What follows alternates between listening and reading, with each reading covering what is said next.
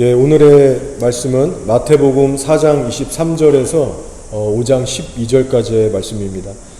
부흥의 현장보다 중요한 내면의 변화라는 주제로 여러분과 함께 나누도록 하겠습니다. 말씀이 좀 길지만 우리 교도가시겠습니다. 제가 먼저 읽을게요. 예수께서 온 갈릴리에 두루 다니사 그들의 회당에서 가르치시며 천국 복음을 전파하시며 백성 중에 모든 병과 모든 약한 것을 고치시니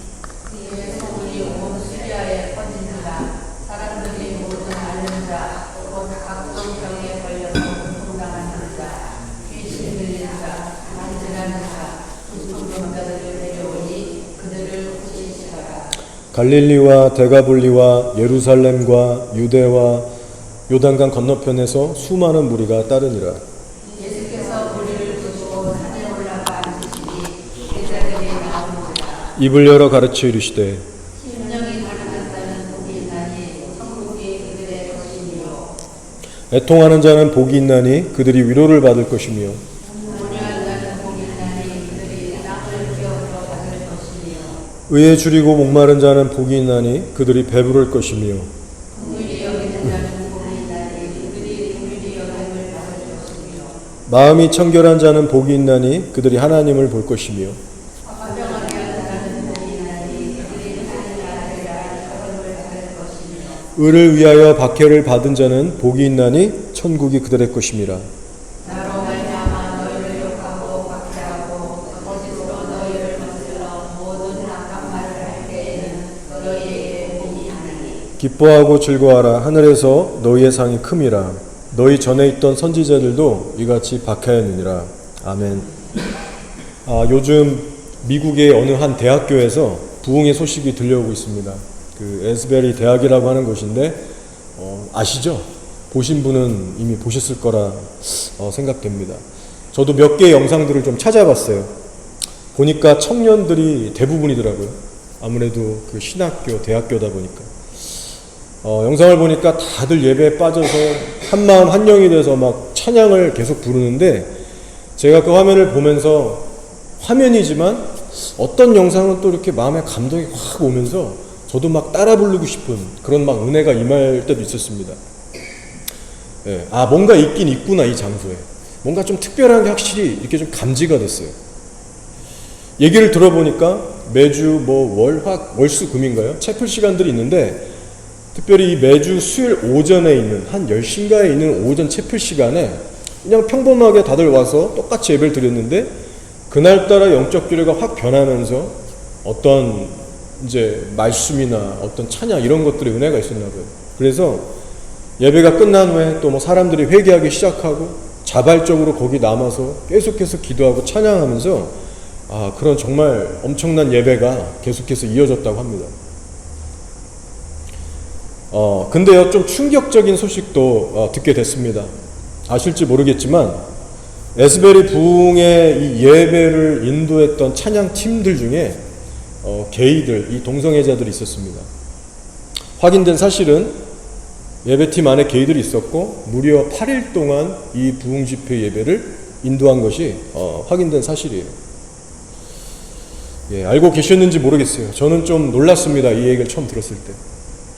이 에스베리라고 하면은 정말로 그 보수적인 신학교로 원래 유명한 곳이고 그래서 이런 거를 절대 허용하지 않을 거라고 저는 생각했는데 저도 이유는 모르겠어요. 이 게이들이 이 게이 학생들을 분명히 이제 받아줬고 또 그런 어떤 예배 가운데 또 팀으로 설 수 있는 그런 것들을 분명히 알고 있을 텐데 허용을 했다는 겁니다. 그 예배 현장에 있었던 한 게이 남자 학생이 스스로 밝히고 있어요. 영상에도 보면은 보실 수 있습니다. 나는 에스베리 신학대학에서 신학을 하고 있는 학생이다. 밝혔어요. 나는 게이 크리스찬이다. 이번 집회 8일 동안 퀴어라고 하면 남자 게이를 말합니다. 퀴어들이 예배팀 안에 있었다. 그리고 이 친구가 이렇게 얘기하는 거예요. 이번 부흥 집회를 통해서 이런 하나님이 역사하시는 부흥 집회에도 이런 예배에도 게이들이 얼마든지 함께 할 수 있다는 것을 일반 성도분들이 더욱더 이 기회를 통해서 받아들이고 이해해 줬으면 좋겠다. 그런 건전한 방향으로 나아갔으면 좋겠다라고 글을 적어놨습니다. 좀 충격적이죠. 근데 제가 이렇게 보니까 한국은 영어권이 아니라서 그런지 아직 이 부분에 대해서 다루고 있는 그 어떤 한국 자료들은 딱 한 명 빼고는 제가 못 봤습니다. 아직 잘 모르시는 것 같아요. 저는 이제 영어를 좀 그래도 하기 때문에 이제 외국인들 주로 이제 그 자료들을 보게 되면서 이제 알게 됐습니다. 현재 이 에스베리 부흥을 바라보는 시각이 둘로 나뉩니다. 진짜 부흥이다, 아니다, 가짜다. 열띤 토론들이 일어나고 있습니다. 막 흥분들을 하고 있어요, 지금 사람들이. 일부 어떤 사람들은 이렇게 얘기할 수 있어요. 동성애자들이 그 예배팀 안에 있었기 때문에 이 집회는 처음부터 완전히 잘못된 거다. 거룩하신 성령님께서 그런 사람들을 통해서 역사하실 수 없다, 애초부터. 근데 이에 대한 반대 주장도 있습니다. 아니다, 성령께서 원하시면 게이가 있던 말던 상관없이 그 현장에서 굶주린 예배자들, 준비된 자들은 하나님이 충분히 만나줄 수 있다, 역사하실 수 있다. 봐라, 게이들 외에 거기 있었던 수많은 사람들이 하나님 만나지 않았냐, 열매가 있지 않느냐, 그렇게 또 얘기하는 쪽이 있습니다.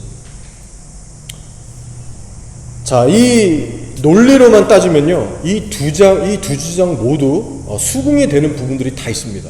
그렇죠? 저도 솔직히 이런 의구심은 좀 있었습니다. 정말 전 세계에서 사람들이 비행기까지 타고 이 부흥이라는 것을 보려고 이 캠퍼스로 갔는데 보니까 뉴질랜드에서도 갔더라고요.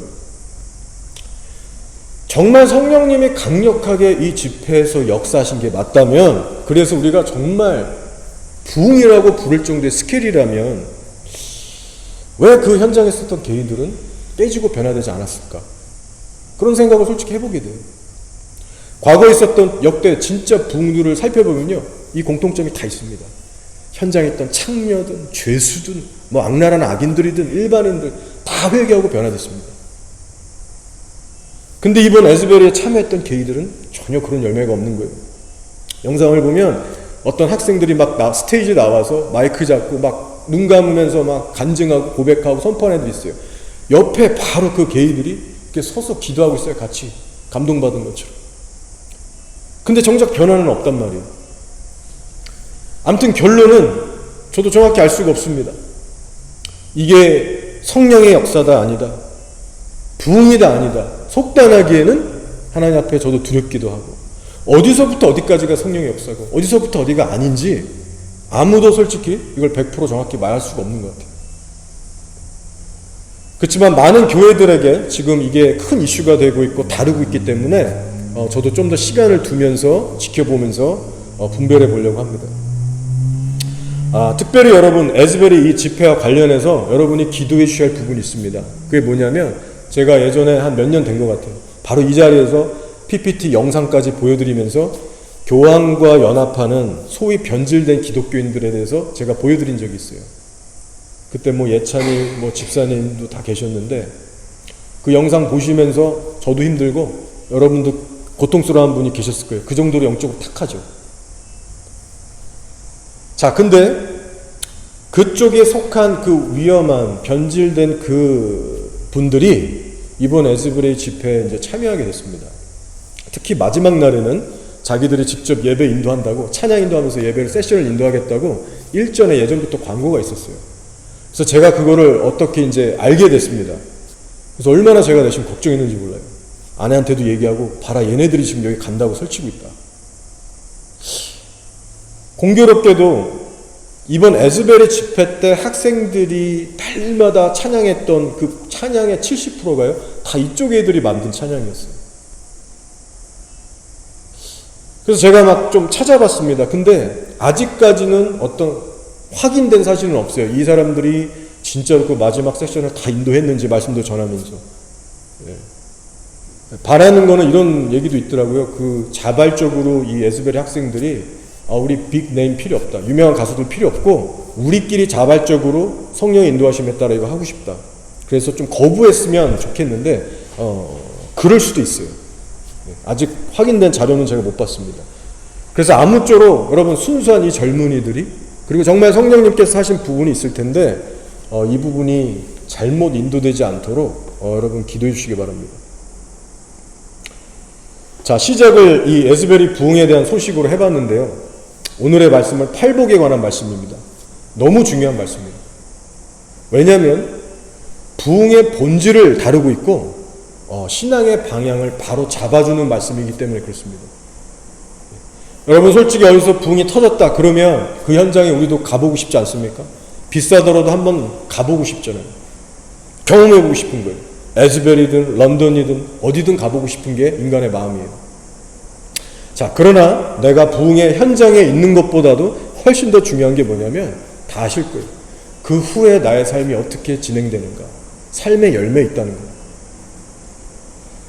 대부분 사람들은 어떠냐면 눈에 보이는 기적과 역사들이 팍 일어날 때 와, 부흥이다 흥분하면서 감정이 고조되고 그렇게 어쩔 줄 몰라 합니다.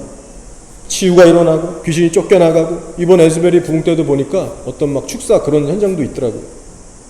사람들이 와르르 몰려와서 인산인해를 이루면 그것이 부흥의 어떤 전부인 줄을 착각하게 됩니다. 그러나 여러분, 우리가 명심해야 할 것은 기적이 일어나고 치유가 일어나고 뭐 별의별 막 기적들이 일어나고 사람들이 몰려와도 그 자체를 보고 부흥의 본질이라고 말할 수가 없습니다. 예수님 시대도 똑같았죠. 우리가 함께 읽은 마태복음 4장 23, 24절을 보시면 오늘날과 전혀 다르지 않은 상황이 나옵니다. 예수님께서 두루 다니셨어요. 복음을 전파하셨어요.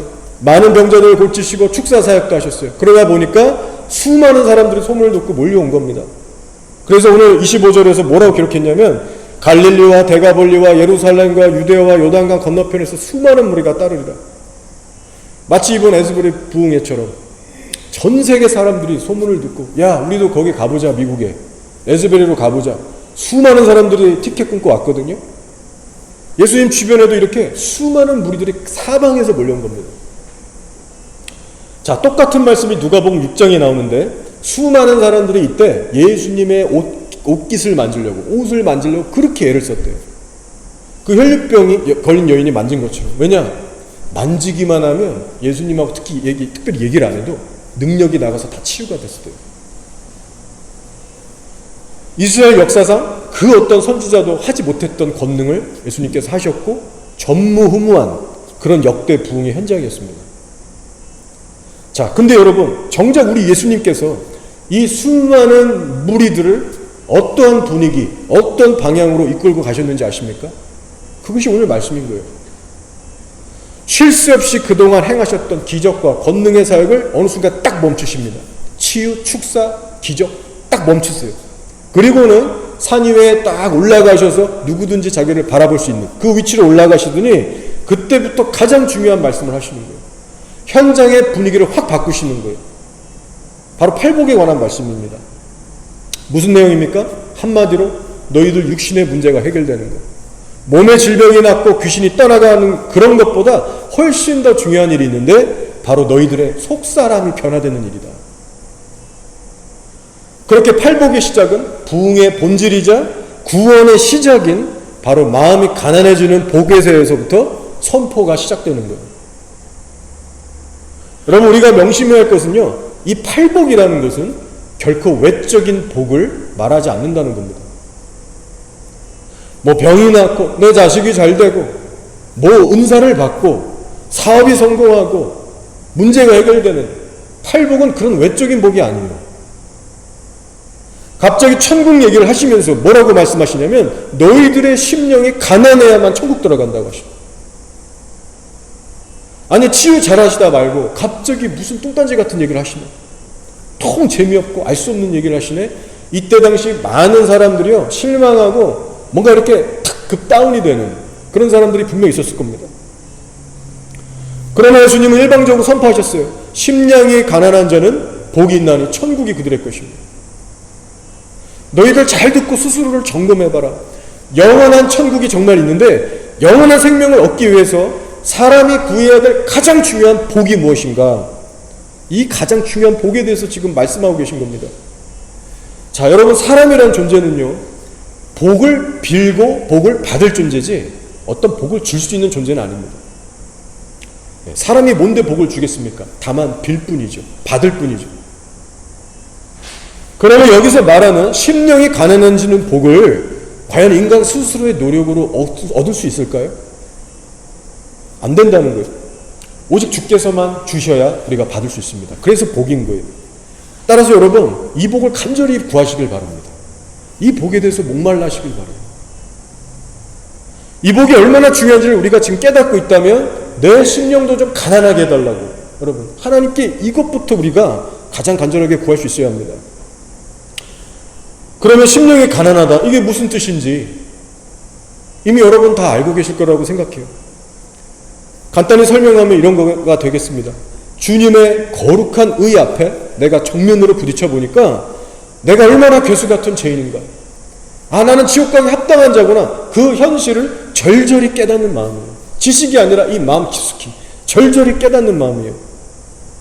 내 죄의 무게를 알아버렸기 때문에 내 가슴을 칠 수밖에 없고 가만히 있을 수가 없는 마음 상태가 되는 거예요. 하나님 앞에 완전히 무력해지는 심령입니다. 그리고 예수님은 이 상태를 복이라고 말씀하신 거예요. 복이다, 이게 바로. 여러분, 지금 우리가 살고 있는 이 시대가 마지막 때인데 얼마나 위험한 시대인지 모릅니다, 여러분. 지금 전 세계 교회들 안에 미혹의 영, 거짓의 영이라는 것이 여러분 활개를 치고 있습니다. 제가 아까도 말씀드렸지만 영상들 예전에 보여드렸듯이 여러분 그것을 저는 잘 보여드렸다고 생각해요.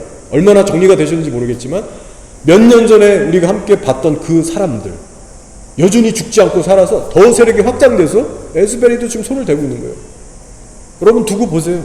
데이비 밀커스 목사님도 예언했지만 교황과 연합한 이 변질된 기독교 세력 점점 더 우리를 압박해 올 겁니다. 우리가 몰라서도 안 되고 방심할 수가 없는 거예요. 근데요, 많은 오늘날 교인들이 이 거짓에 미혹되는 이유가 뭐냐, 왜 딸려가느냐, 그 이유가 뭐냐면 전혀 거짓말처럼 들리지가 않고 전혀 나빠 보이지 않기 때문에 그렇게 묻어가게 되는 겁니다. 예를 들면 사랑이라는 명목 아래 연합하지 말아야 할 자들과 연합을 해버리는 일들이 발생하는 거예요. 혹은 성경 말씀의 본 의미를 자기 멋대로 해석하거나 필요에 따라서는 아예 무시해버리는 일들도 발생합니다.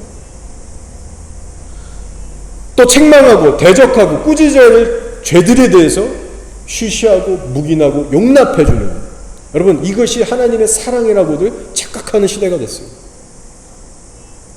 이전 교회 시대보다 이것이 여러분 이런 현상이 너무나 압도적으로 지금 많이 일어나고 있습니다. 얼마나 안타깝고 답답한지 모르겠어요. 위대한 하나님의 종 중에 찰스 스펄전이라는 목사님이 있습니다. 여러분 아시죠? 이 영국의 귀한 목사님이세요. 근데 이 찰스 스펄전 목사님이 분별이라는 것에 대해서 이런 명언을 남겼습니다. 잘 들어보세요. 분별이라는 것은 옳은 것과 그릇된 것의 차이를 아는 것이 아니다. 분별은 옳은 것과 거의 옳은 것의 차이를 아는 것이다라고 했어요. 참 명언이라고 생각합니다. 이 시대에 참 우리들이 적용해야 될 명언이라고 생각합니다. 여러분 사단의 수법은요, 하나부터 열까지 다 거짓말 치지 않습니다. 그러면 아무도 안 믿을 거예요. 속이기가 너무 어렵습니다. 그래서 끝에 한두 개만 살짝 거짓말을 보태서 진짜인 것처럼 꾸며요. 이것이 사단의 전략인데 기가 막히게 잘 먹힙니다. 수많은 성도들이 지난 수세기 동안 다 넘어갔어요. 그 예로 요즘 유행하는 하나님은 사랑이시니 누구든 좋다, 예수님을 주로 시인하기만 하면 교황도 품어야 되고 연합해야 되고 우리 서로 싸우지 말고 게이들도 품고 교리 좀 이상해도 어쨌든 하나님 인정하니까 같이 다니고, 여러분 다 좋은 거예요. 겉으로 볼 때 얼마나 이게 아름답고 이상적입니까? 좋아 보이잖아요. 그래서 예수님께서도 이 험한 마지막 때를 두고 뭐라고 경고하셨습니까? 거짓 그리스도들과 거짓 선지자들이 일어나 큰 표적과 기사를 보여 할 수만 있으면 택하신 자들도 미혹하리라. 택하신 자들조차도 휘청휘청 거린다. 한 번은 한국에 계신 박 목사님께서 설교 가운데 이런 얘기를 하시더라고요. 여러분 사단이 만들어내는 영적 분위기도 성령님과 너무 흡사합니다. 어떤 경험에서 나오시는 것 같아요. 어떤 영적 공기의 어떤 느낌들, 영적 기류의 어떤 심지어 습도까지 말씀하시더라고요. 우리가 느낄 수 있는 이런 어떤 감정적인 거. 너무 흡사하다. 그러니까 이게 속기가 너무 쉬운 거예요. 그 분위기에 다들 속는 겁니다. 아, 이거 100% 성령이다. 역사도 일어나니까. 웬만한 성도들 다 속습니다, 여러분. 결론적으로 여러분, 사탄은요, 광명한 천사로 옵니다. 영적인 분위기와 느낌과 기적의 역사도 그렇고요. 또 신학적인 교리나 성경 해석의 방법에 있어서도 사람이 보기에 좋아 보이게끔 다가온다는 거예요. 결코 나쁜 어떤 그런 의도, 어떤 흉악한 모습, 그렇게 오지 않습니다, 우리에게. 그러니 이런 만만치 않은 시대 속에서 앞으로는 더 심해질 텐데, 여러분 어떻게 분별력을 갖추시면서 살아남으시겠습니까? 수많은 콘텐츠들이 지금 유튜브를 통해서 하나님의 이름으로 쏟아지고 있고 여러분이 섭취하고 계신데 어떻게 그걸 다 일일이 가르고 분별하시겠어요?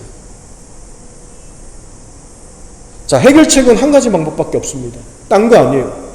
십자가에 대해 뿌리를 깊이 내리시면서 진리의 말씀으로 무장되셔야 합니다. 인격적으로 예수님과 친밀한 관계로 깊숙이 들어가셔야 돼요. 근데 관건은 누구나가 하나씩 다 갖고 있는 이 성경책, 누구나가 다 안다고 자부하고 믿고 있는 이 성경 말씀에 대해서 제대로 이해하면서 살아내는 것이 중요합니다. 그래야 진정한 분별력의 그 성숙도에 자라나갈 수가 있어요. 자, 그런 차원에서 오늘의 팔복의 말씀이 주는 메시지는 이겁니다. 십자가를 정말 만난 사람의 속, 예수님과 진짜 동행하는 그 성도의 속은 어떤 증거가 있는가? 그 내면은 어떻게 변화되었는가? 여러분, 그거에 대해서 설명하는 구절들입니다. 이보다 정확한 진단, 그 기준이 없는 거예요. 자, 심령이 가난해지는 복에 이어서 또 뭐라고 하시냐면, 애통하는 자는 복이 있나니 그들이 위로를 받을 것이며 라고 하셨어요. 이번에는 또 어떤 복입니까? 바로 애통하는 자가 복이 있대요. 여러분, 이 복도 간절히 구하시기 바랍니다.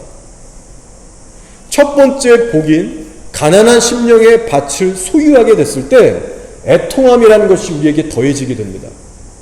그렇게 그 순서로 가는 거예요. 우리가 정말 성령님과 교제하고 따르고 있다면 시간이 갈수록 애통함이라는 것의 깊이와 농도가 계속해서 더해집니다. 여러분, 체험하고 계십니까?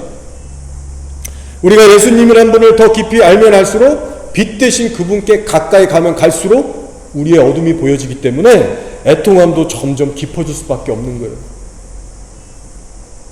그렇기 때문에 여러분, 만약에 여러분 안에 어느 순간부터 더 이상 애통함이 자라질 않는다, 시간이 갈수록 죄에 대해서 내가 좀 무감각해지고 있다, 심각성을 잃어가고 있다, 그러면 지금 여러분과 예수님과의 관계는 지금 심각하게 뭔가 문제가 있는 겁니다.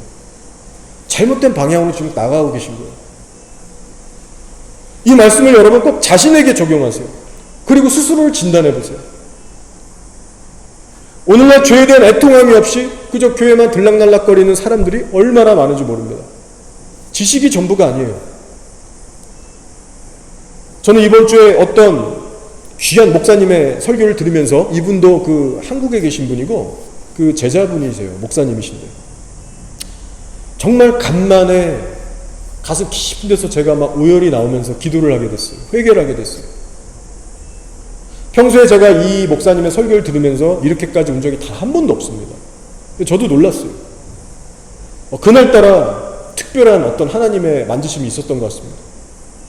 뭐였냐면 딴 게 아니에요. 이 목사님이 너무 귀한 거예요. 이 목사님이 인내하면서 수고하면서 자기 십자가 지면서 살아온 그 어떤 증거의 어떤 간증을 하시는데, 너무 막 듣는데 은혜도 되면서 나는 저렇게 왜 못 살까? 아는데도 지금 못 살고.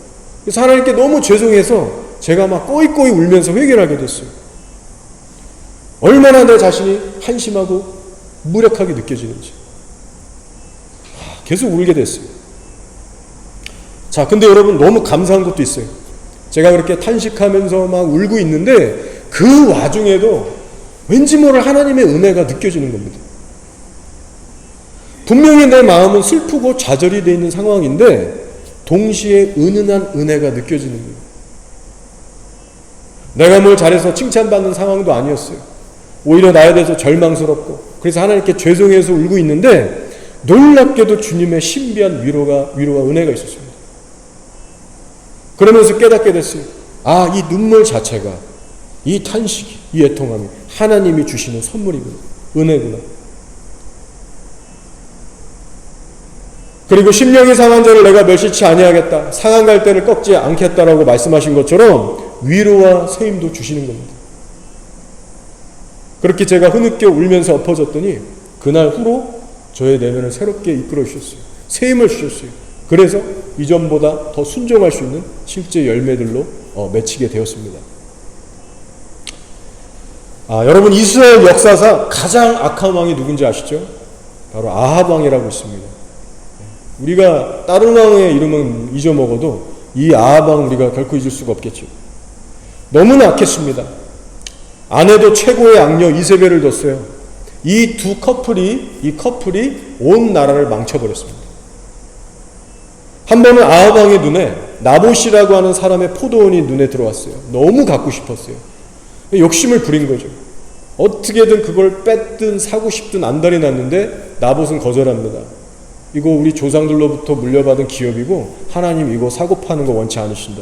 절대 왕이라도 내가 이거 내어줄 수 없다. 거절을 확실히 합니다. 그러니 아합 왕의 속이 막 끓은 거예요. 막 답답하고 낙심도 되고 어쩔 줄을 몰라서 풀이 죽어 있으니까 어느 날 그 아내 이세벨이 얼굴 표정을 보더니 알아챕니다. 왕이시여 무슨 일입니까 대체? 이러저러한 상황이다. 그 말을 이 아내가 듣자마자 이세벨은 역시 급이 다릅니다. 뭐 이런 거 가지고 지금 지가 팍 죽어 있습니까? 나한테 맡기라고. 불량배들을 즉시 고용해가지고 바로 보내요. 그래서 이 마을 사람들 다 모아놓고 이 나봇이 왕과 하나님을 저주했다. 거짓 증언을 하기 위해서 나봇은 비참하게 돌을 맞아 즉사하게 됩니다. 억울한 죽음을 당하게 되죠. 여러분 아시는 다 그 내용일 겁니다.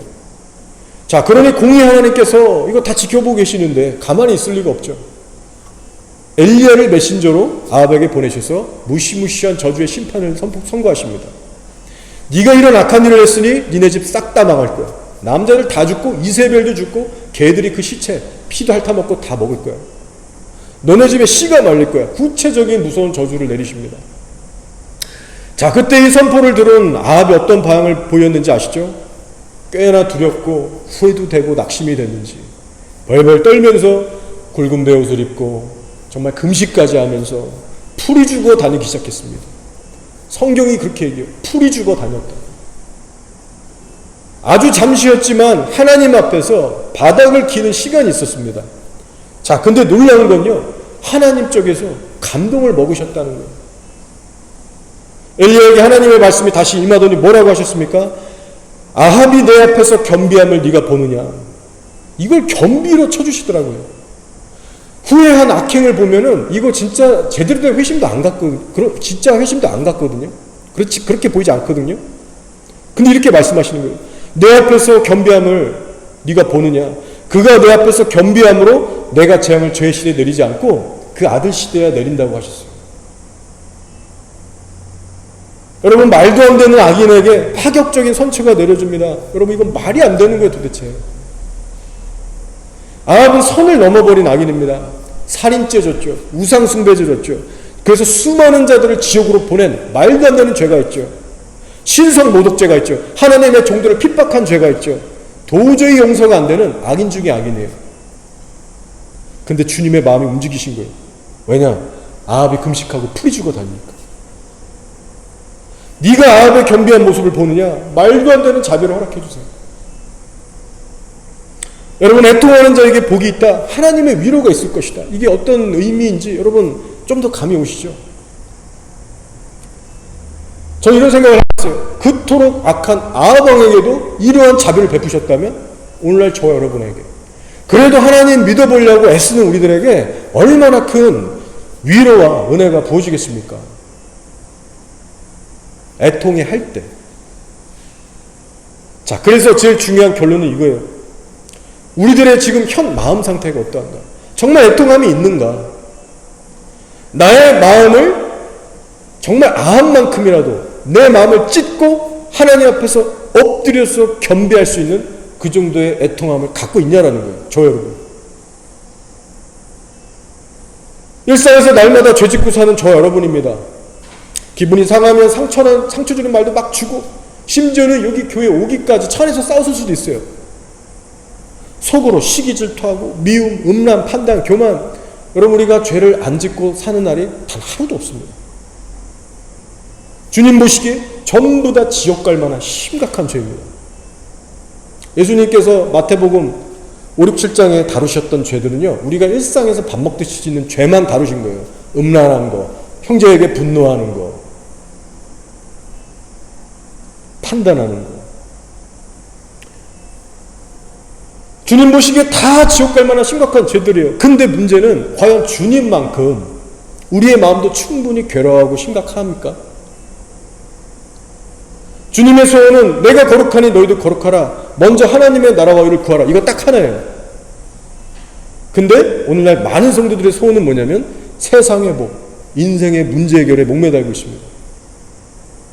죄에 대한 애통함, 그게 복인지조차도 잘 모르고 관심도 없어요. 기도 제목 밖에 있습니다. 오히려 죄에 대해서 자꾸 얘기하고 애통함이 가서 이러면 자꾸 왜 눌리게 마음 상하게 왜 자꾸 그런 얘기하냐, 제발 좀 그런 얘기하지 말라, 이렇게 얘기하는 성도들이 많아요.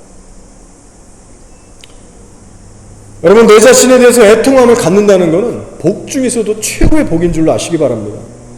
야고보서 4장 9절 10절이에요. 슬퍼하며 애통하며 울지어다.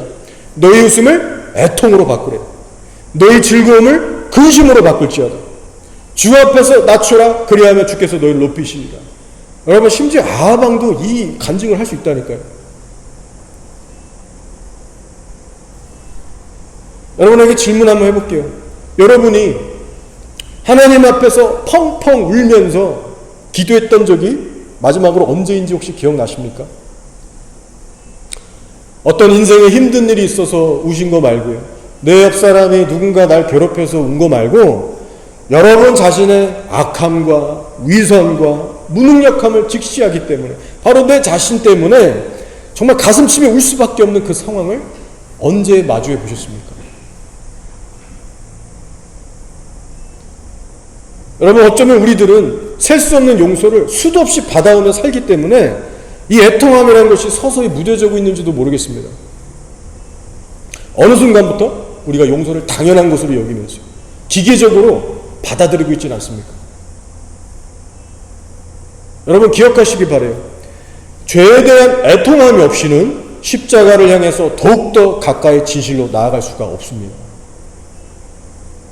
동시에 주님의 거룩하심을 닮아가고자 하는 그 거룩한 갈망, 우리 안에 있어야 될 그 거룩한 갈망조차도 우리 안에서 사라지게 될 겁니다. 그럼 우린 전부를 잃게 되는 거예요. 결국 우리 안에 남게 되는 것은 예수님이 아니라 내 자신, 세상으로 가득 차게 될 겁니다. 그럼 망하는 길로 가는 거예요. 따라서 여러분, 애통함의 깊이가 날로 내 안에 깊어지게 해달라고 기도와 간구로서 적극적으로 하나님께 나아가시는 저 여러분 되기를 축복합니다. 자, 시간 관계상 나머지 복들을 하나씩 다 나눌 수는 없을 것 같아요. 근데 이 전체 본문 8복을 통해서 제가 말씀드리고 또 강조하고자 하는 것은 이 8복은 모두 내면에 관한 것이랍니다. 이것을 다시 한번 여러분에게 말씀드립니다. 자, 온유한 자는 복이 있나니 그들이 땅을 기업으로 받을 것이며 라고 했어요. 이 온유에 대해서는 예전에 제가 설교한 기억이 납니다. 몇 년 전에. 온유는 단순히 우리가 알고 있는 젠틀하다, 부드럽다, 이런 단어의 의미로는 설명이 부족하다라고 말씀드렸습니다. 불충분해요. 그럼 온유는 무엇인가? 쉽게 얘기해서 충성이라고 하는 단어에 훨씬 더 가깝습니다. 충성이요, 충성. 수일째 물을 못 마셔서 정말 심한 갈증에 시달리는 말이 있다고 칩시다. 그래서 그 말을 풀어놓으면요, 물냄새를 맡으면서 그 물가를 향해서 쏜살같이 전력 준비한대요. 실제 예입니다. 준말을 기를 때. 그러면 그때 주인이 휘파람을 불어서 멈춰라, 스탑하고 평소 사인처럼 주인에게 오라고 소리를 지른대요. 사인을 준대요. 그러면 거기서 정말 충성스러운 말들은 물 마시고 싶은 그 본능을, 그 본성을 억누르고 다시 빠꾸 유턴해서 주인에게 달려간대요. 여러분, 이게 충성이라는 의미에 가깝습니다. 온유는 이런 거예요. 잘 길들여진 준마와 같은 모습이라고 할 수 있습니다. 박보영 목사님의 아버지시죠. 우리 박장환 목사님에 대한 그 얘기를 들을 때마다, 그분의 간증을 들을 때마다 저는 진짜 좀 놀랍니다. 이런 분이 정말 계시구나. 그리고 이분이 만난 하나님은, 이분이 경험한 하나님은 우리와 정말 다르다, 신세계다. 하나님이 이렇게까지 역사하실 수 있구나 라는 것을 제가 깨닫게 됩니다. 얘기를 들어보니까 여러분 아실 수도 있어요. 박장환 목사님께서 한때 진짜 대한민국 방방곡곡 안 가본 데가 없지 주 7일을 집회를 하셨대요. 셀 수 없는 설교를 매일같이 하시면서 안 가본 지역이 없고 너무나 지치고 힘들었대요. 그래서 자기 교회는 뭐 돌볼 수가 없었겠죠. 뭐 해도 뭐 잠깐 하고 항상 외부 사역에 가 계시니까. 그래서 교회에 돌아오면, 지친 몸을 이끌고 교회를 돌아오면 거기 이제 많은 장로님들이 있었을 거 아니에요. 우리 바나나 장로님, 뭐 김교장님 것처럼. 이 장로님들이 너무 화가 나가지고 목사님을 실제로 막 밀기도 하면서 맨날 그렇게 밖에만 돌아다니고, 우리 교회는 안 돌보고 뭐 하는 거냐고 막 화내고 막 욕하고 밀치고 그랬대요. 그러니까 이 박장환 목사님은 정말 하나님께 순종하려고 하나님 위해서, 영혼들 위해서 그렇게 하는 건데 교인들은 인정을 안 해주고 막 뭐라고 막 이렇게 하니까 정말 너무 힘드셨을 거예요. 하루는 하나님 앞에 집에서 혼자 있는데 불평을 하셨대요. 하나님, 나 너무 힘듭니다. 또 설교를 하러 가야 됩니다. 지금 보통 목사들은 일주일에 한두 번 설교하고 편히 사는데, 저처럼, 그죠? 한두 번, 뭐 해봤자 두세 번 하고 편하게 사는데 나는 이게 뭡니까? 너무 지치고 힘들다고 불평을 하셨대요. 근데 여러분, 그 순간 집에 아무도 없는데 갑자기 누가 자기를 뒤에서 이렇게 안아서 들더래요. 들더니 저기 방 구석 마루에 한 군데다 확 다 냅다 내동댕이를 쳐버렸답니다. 깜짝 놀랐대요. 집에 아무도 없는데? 순간 하나님이시구나. 하나님이 나 지금 불평한다고, 나 지금 징계하신 거고, 경고하신 거고, 하나님 앞에 즉시 회개를 하셨답니다. 여러분, 이분이 만난 하나님, 이 얘기 들으시니까 어떠세요? 하나님 너무 무서우시죠? 정말 우리가 아는 그 하나님, 그 이상입니다. 대개는 많은 사람들이 뭐 간증 집회 때 내가 만난 하나님, 어떤 사랑의 은혜, 이런 간증들 많이 하시는데, 뭐 베풀어 주신 하나님을 많이 나누시는데, 이분이 나누시는 하나님은요, 스케일이 달라요. 또 한 번은 사역이 너무 또 힘들어가지고, 이 인간이 이렇게 약한 거죠. 너무 힘들어지니까 또 불평이 나온 거예요. 그래서 원망하면서 화장실 가서 소변을 딱 보는데 피 오줌이 팍 나오더라고요. 그때 또 확 깨달아지면서 하나님 죄송합니다, 회개하고. 저는 솔직히 이 얘기를 들으면서 은혜도 되고 신기하면서 한편으로 좀 두렵더라고요. 하나님이 나도 저렇게 엄하게 대하시면 무서워서 어쩌지? 쉽게 기도를 못하겠어요. 하나님, 나도 조 목사님처럼 다뤄주세요. 이렇게 기도가 나오려가 딱 멈추더라고요. 부럽기도 하면서 두렵기도 합니다. 근데 부러운 마음이 솔직히 더 커요. 왜냐? 하나님의 분명한 손길을 경험하셨잖아요, 이분은. 수많은 사람들이 여러분 이 정도로 하나님 만나지 못하고 죽습니다. 아니, 대부분의 사람들은요, 불순종을 하든 말든 나쁜 짓을 뭐 하든 말든 불평을 하든 말든 하나님 그냥 내버려 두세요. 그렇게 살다 죽든 말든. 근데 내가 온유한 종이 될 수 있도록 나를 빚으시는 이 손길이 여러분 얼마나 큰 은혜인지 몰라요. 이분을 막 집어 던지시고 피오줌이 나오게 하시는 그것이 여러분 하나님의 사랑이 없어서 그런 게 아닙니다. 혹시라도 오해하시면 안 돼요. 좀 더 온유한 자로 빚으시기 위해서 특별한 은혜를, 징계를 허락하신 겁니다. 저 여러분이 받지 못하는 특별한 은혜를 주시는 거예요. 그 정도 위치에서, 그 정도로 사람들에게 존경을 받는 그 위치도 있었을 텐데 하나님이 그 정도 스케일로 안 치셨으면 그분 더 망가질 수 있어요. 사람들에게 맨날 원망 소리 듣고 욕심 지치고 마음 약해지면 어떤 범죄, 중요한 범죄를 저질지 모릅니다. 하나님 다 아시고 그에 맞는 스케일로 때리신 거예요. 여러분, 제가 귀한 분들의 간증들을 들어보니까요, 뭐 예를 들어 박보영 목사님의 멘토였던 분들, 지금 하늘나라 가신 귀한 분들의 간증들을 들어보니까요, 하나님과 정말 가까운 사람일수록 하나님께 받는 징계급이 다르더라고요. 우리 모세도 그렇잖아요. 평생 순종했다가 요거 혈기 한번 부렸다고 가나안 땅 못 들어가게 하시잖아요. 정말 하나님을 가까이 하는 사람일수록 하나님께서 얼마나 이 간섭하고 빚으시는지, 그래서 얼마나 이들을 계속해서 온유한 자로 만들어 가시는지, 저는 이런 간증들을 들을 때마다 부럽기도 하고 두렵기도 하고 그런 마음이 교차합니다.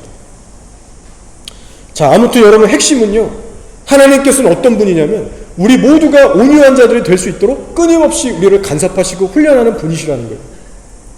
자, 그렇다면 여러분의 현재 삶에도 이런 분명한 증거가 나타나고 있습니까?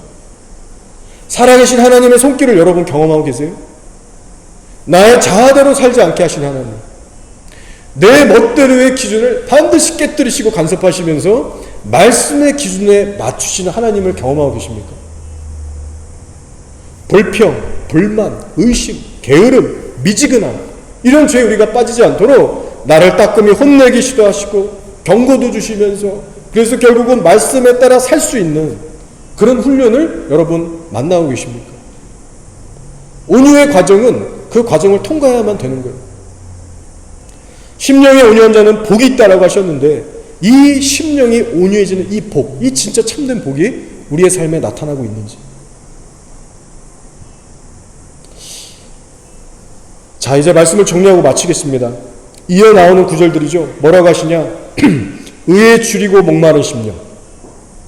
또 뭐예요? 남을 긍휼히 여기는 마음. 또 마음이 청결한 상태. 이 모든 나머지 말씀들도요, 전부 외적인 게 아니라 내면에 관한 말씀들입니다. 그리고 저는 이 부분을 다시 강조하고 싶은 거예요. 이 모든 것은 내면에 관한 것이다. 그리고 내적으로 변화된 자들의 삶이 어떤 방향으로 가서 어떤 열매를 맺느냐, 여기서 말합니다. 화평케 하는 자, 영어로 하면 피스메이커. 피스메이커로서 살게 됩니다. 근데 여기서 말하는 화평, 이 피스라는 의미는요, 뭐 게이들도 다 품고 사랑하고, 뭐 교황하고도, 거짓 교사들하고 뭐 다 품고 하나 되는 거, 그러면 이런 피스가 아니죠. 당연히 아니죠. 우리가 이것을 잊지 말아야 합니다. 공의의 회복이 없이는 성경이 말하는 진정한 화평, 피스는 있을 수가 없습니다. 예수님의 삶도 보시면 공의를 저버리면서까지 세상과 타협하신 적이 한 번도 없으세요. 예수님 그런 분이십니다. 성경적인 화평은 이 손상되고 무너진 하나님의 공의를 다시 수축해서 회복한다는 의미가 있어요. 그게 피스예요. 내 삶에서 이웃 간의 관계 속에서도, 내가 속한 사회 속에서도 무너진 공의를 회복하는 일이에요. 즉 어딜 가든지 누굴 만나든지 간에 무슨 일을 하든지 간에 세상과 타협하지 않고 오직 진리의 기준으로 내가 먼저 살아내면서 진리의 기준으로 나와 내 주변을 회복시켜 나간다는 의미가 있습니다. 자, 그런데 한 가지 문제 아닌 문제가 있다면, 우리가 정말 이 말씀대로, 이런 진리대로 고지식하게 살아가게 되면 우리의 삶이 여러분 쉬워지는 게 아니라 어려워지기 시작합니다. 세상과 부딪히게 돼요. 그래서 여러분 마지막으로 각오하셔야 됩니다. 무릇 경건하게 사는 자는 세상에 핍박을 받으리라 하셨어요. 그래서 오늘 팔복의 마지막도 어떻게 끝납니까? 제가 읽어볼게요. 나로 말미암아 너희를 욕하고 박해하고 거짓으로 너희를 거슬러 모든 악한 말을 할 때에는 너희에게 복이 있나니 기뻐하고 즐거워하라. 하늘에서 너희의 상이 큼이라라고 하셨어요. 자, 여러분 마지막 복이에요. 어떤 복이냐? 예수님을 위해서 욕먹고 고난받으면 복이 있다는 거예요. 너희가 진리를 따라 살게 될 때 반드시 삶의 고난과 어려움을 마주하게 될 것이다. 그러나 잊지 말아라. 나 때문에 욕을 먹고 어려움을 당하면 복이 있을 거야.